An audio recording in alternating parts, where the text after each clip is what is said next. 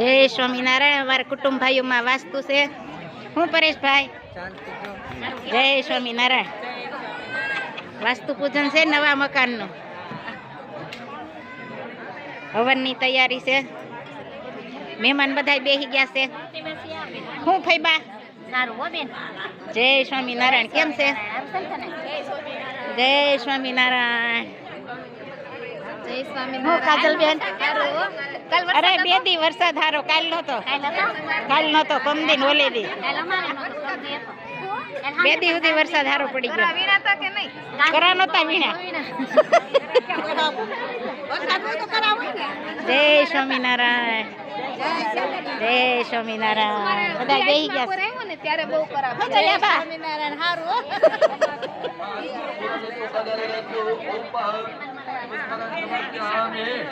હવન પણ ચાલુ થઈ ગયો છે. બીજા સ્થાપનની અંદર ગૌડિયાથી માતૃકા રહેલા છે, એમનું ધ્યાન ધરવાનું છે. એવા ગણપતિ દાદા, એમની સાથે 24 માતાજી. આપણી ઘરે દીકરા દીકરીના લગ્ન હોય તે ગોરબાપાની દેરડી કરે છે ને, એમાં 24 હોય ચાંદલા. કેટલા કોણ હોય તો ભાઈ આપણા ગોત્રેજના માતાજી. એ 24 નામ લેવાના છે. અમે નામ લઈએ છીએ. મક્કાના વાસ્તાનો હવન ચાલુ થઈ ગયો છે.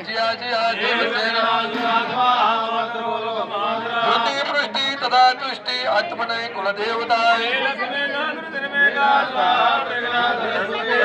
મંગળે સુમન પૂજ્યતે સ્વભેદા ગ્રેતમાતર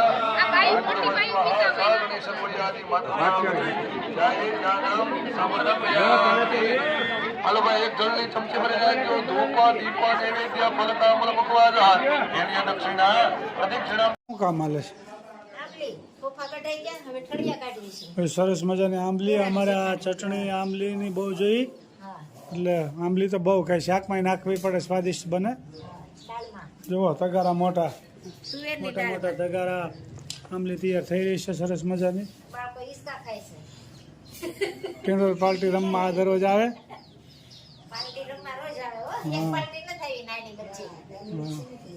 સરસ મજાની આંબલી તૈયાર થઈ રહી છે ભાઈ. કોફા કાઢવાના હોય પેલા ઉપર હોય, પછી આંબલિયા કાઢવાના હોય, પછી ચટણી થાય અને 3-4 વાર ફેરવવી પડે.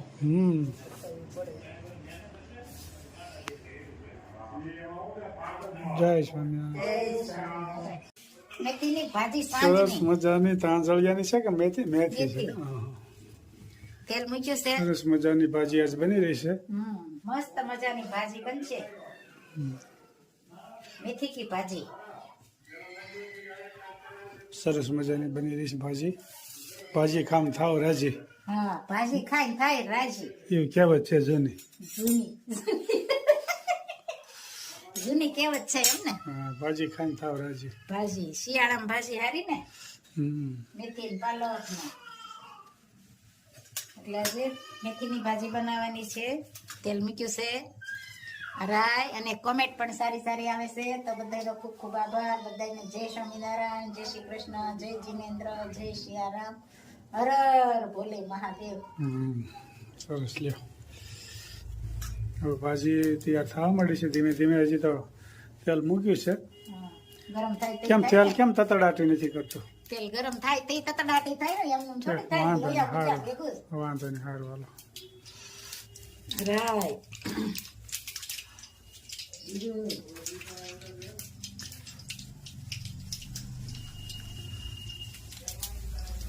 અને મેથીનો પાવડર. હવે જો તતડાટી થઈ ને. હવે હવે તેલ આવ્યું કહેવાય. હવે તેલ આવ્યું કહેવાય પુષ્કળ.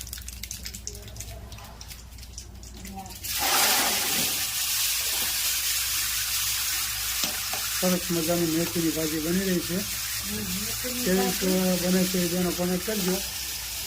કેવી રીતે બનાવતા હોય એ કોમેન્ટ કરજો. હા, એમાં થોડોક ફેણાનો લોટ નાખવો હોય તો નથી શકાય ને, ન નાખો તો હાલે કરવાનું. બરોબર. ચટણી અને મેથીની ભાજી છે ને, ગમે એ ભાજી કરવી થોડીક તીખાશું કરવી ને એટલે મસ્ત ભાજી ભાવે. બરોબર. અને ભાજીમાં તો નિમક ઓછું જ નાખવાનું હોય, કારણ કે લોહી આખું ભરાઈ ગયું હોય, પછી થોડીક જ થઈ જાય, ગળી જાય ભાજી. બરોબર. લાગે જાજી પણ થોડીક ઓછી થઈ જાય. મસ્ત મજાનો વઘાર થઈ ગયો છે ભાજીનો, જોઈ શકો છો. સરસ મજાની ભાજી ભાવતી હોય છે કોમેન્ટ કરજો બે મને તો. હવે કોમેન્ટ તો બધાની હારી હારી જ આવે છે. ફરફર પાપડ મસ્ત મજાના. સરસ મજાની ફરફર તળાવ મળીશ ભાઈ.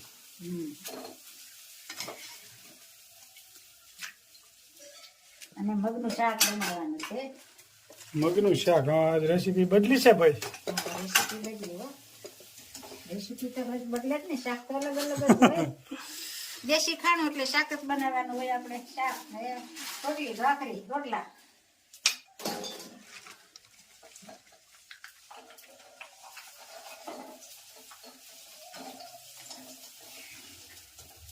સરસ મજાની તળાઈ રહી છે ફરફર પાપડ અને કાચરી.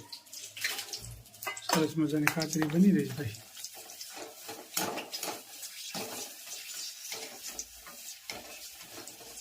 અને મગનું શાક વઘારવાનું છે.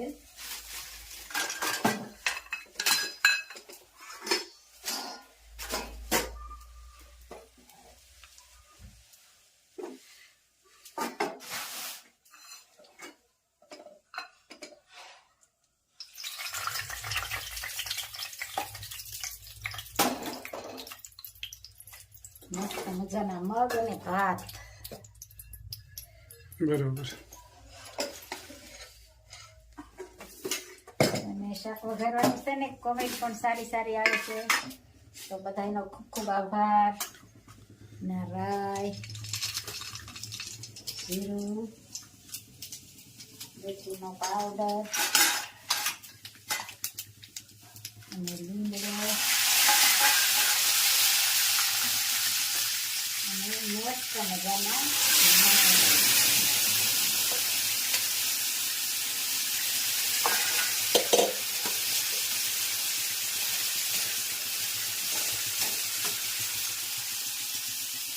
હળદર,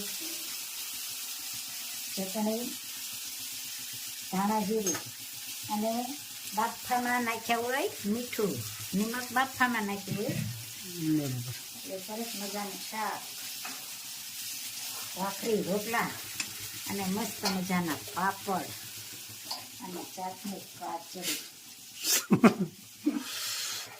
સરસ લ્યો. સરસ મજાનું શાકનો વઘાર થઈ ગયો છે. આ રસાવાળા ખાવ હોય એ પ્રમાણે રખાય. કોઈને ઘાટો રસો, કોઈને પાતળો રસો. મગભાત એ તો ખાવો જે હોય તો રસા પતલો કરો. આવતા હોય એમ રાખે ને થોડું. પાણી વધારે નાખવાનું ને બીજું આમાં શું હોય, ઈ હારું હાંડો પડખ્યા કર્યો જ હોય. પાણી ને નિમક વધારે નાખવાનું એટલે મસ્ત સારું સારું થઈ. બેનિયા જયવશ્ય રસે આનંદ તેમાં વળગી છે માયાની જાળ. અવશ્ય રસે આનંદ બેની એક સમય એવો આવશે, બેની ઓચિંતા નો લઈ જાશે કાળ.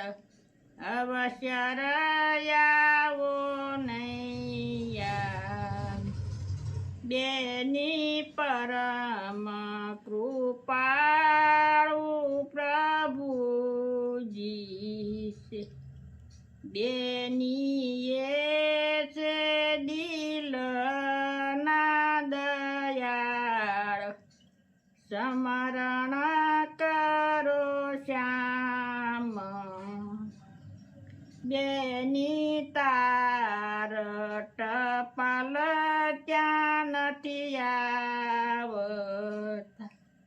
બેની ગયા એના નહીં સમાચાર.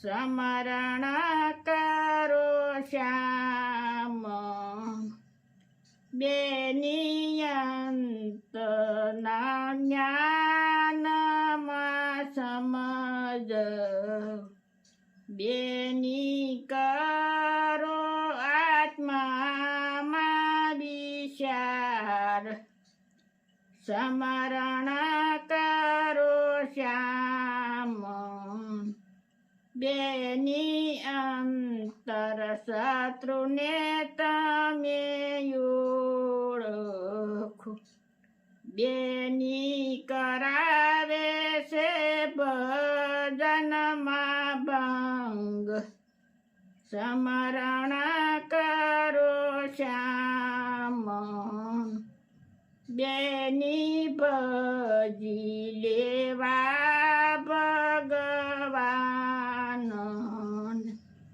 બેની કાળ નહીં ગણે વૃદ્ધ કે બાળ સ્મરણ કરો શ્યામ બેની પુરુષોત્તમ વરને પામ બેની રણ છોડ કહે છે રંગ સ્મરણ કરો શ્યામ જય સ્વામિનારાયણ. જય શ્રી ખૂબ સરસ મજાનું કીર્તન ગાયું અમારા ભાઈએ.